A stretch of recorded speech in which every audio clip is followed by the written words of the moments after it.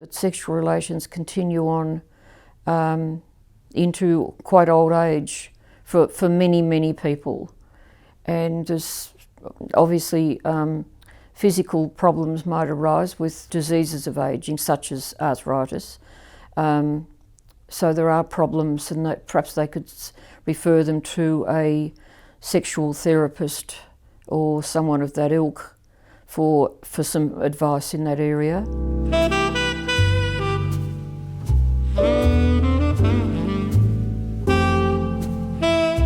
My name's Georgina, I'm 78. I was a nurse for over 50 years in all sorts of areas, but a long time in aged care. And was my special interest. In a nursing home recently, we had 2 residents there, both have had quite severe dementia, and they struck up a relationship. But physically, they were both quite arthritic, and they were unable to get together, as one would say.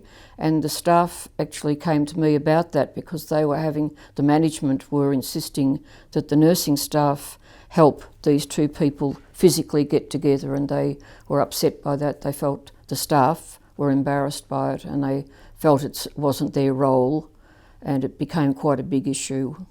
I talked to them about getting some advice from the union people, and went further with management, and we in the end worked it out that certain people were willing to help these 2 people manage their relationship, and when those people were on, and if the couple felt like they wanted to be together in that way, those people would. I think there were 4 on the staff out of quite a number. Hospital beds are not meant really for 2 people, so they had to physically get the other one onto the bed, and then position them, help them with their disrobing, and then positioning them and standing by really to help them with the act. It was it was very intimate stuff they had to participate in. Making sure everything was in the right place, that the male bits were in the female bits, and it was very intimate. So and then cleaning up. So that was quite time consuming as well. So that wasn't really planned for in the day's activities. Finding the people that would agree to do it was a big thing, because the absolute majority of staff really didn't want to have anything to do with it. I think one of the problems was that both people were demented, and people felt that the staff felt that it probably wasn't really a consenting situation. So I think that was the hardest part, was the consent, the thought of these people, and the worry about what the families would think. Even though they seemed to think it was okay, you never know when, if anything was to go wrong, that the families would come back and say, well, you shouldn't have let that happen, and you certainly shouldn't have been helping them, just asking, do you want to have Bill Bloggs in bed with you? Do you want to have sex with Bill Bloggs? And, Mary Smith would say, oh yes.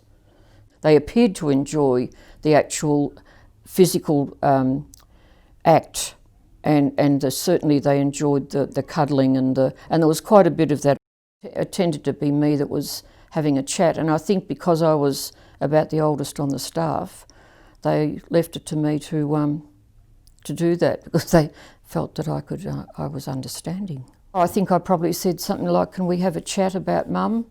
This is what's happening, and some of the staff are concerned that Mum really can't give an informed consent. So I think they said something like, oh yeah, she seems to like Bill a lot. They seem to be good friends. And I thought, yes, but there's quite a bit more to it than that. There's actually sexual contact required. They thought it was okay. I think we must have got something in writing from the families. I actually don't think the man had a family, so it would have been the woman's family that we got the consent, that they were consenting to the relationship progressing. I think I was used to talking to people, and I had a lot of human experiences. By that stage I was in my 60s. So I'd had a lot of nursing experience, and I'd had 2 husbands and a few boyfriends over the years. So they all seemed to think that I would know what to do and what to say. And it did come quite easily to me, I have to say, speaking to the families. Some of the qualities that are needed are having a large amount of front fear, not fearing where to tread. I related well with older people, and I think because I was in my 60s particularly at that stage, or 50s onwards when I started working in aged care, I didn't have a problem with it. Yeah, I think just treating them as my peers, as if I was talking to just friends. And I know it's hard probably for, say, a younger doctor to do that with an older woman, but maybe just treat her as if she was her mum, as if the mother was coming to her for some sort of advice, or they were having a mother-daughter chat. Yeah, I think that it is important to keep things light-hearted. Treat the patient like a family member. It's not just a doctor. Well, it is just a doctor-patient situation, but I think it is an intimate discussion. I think they would appreciate just being spoken to in ordinary language, and just talk about it as if it's your mate or your mum. If they can just listen to them, and not try not to be embarrassed. That's another thing, I guess. The health professionals also get embarrassed. So people think they don't.